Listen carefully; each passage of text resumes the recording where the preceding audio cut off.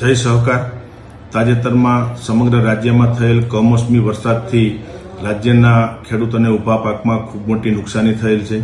આ નુકસાનીમાં ખેડૂતોને મદદરૂપ થવા માટે રાજકોટ જિલ્લા સહકારી બેંક એ હંમેશા ખેડૂતોની બેંક રહી છે।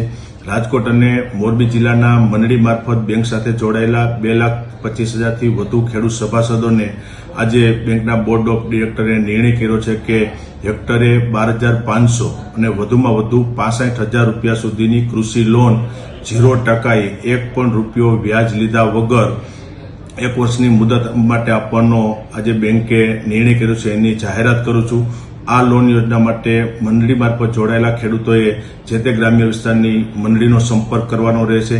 વધારાના કોઈ પણ કાગળ આપ્યા વિના જે પ્રમાણે આપણે ધિરાણ મેળવ્યું છે એ પ્રમાણેની પ્રોસેસ ત્યાં મંડળી મારફત કરી અને આ ધિરાણ વધારાનું છે મેળવી શકશે। આ માટે અમે 1,300 કરોડ રૂપિયાની જોગવાઈ કરી છે।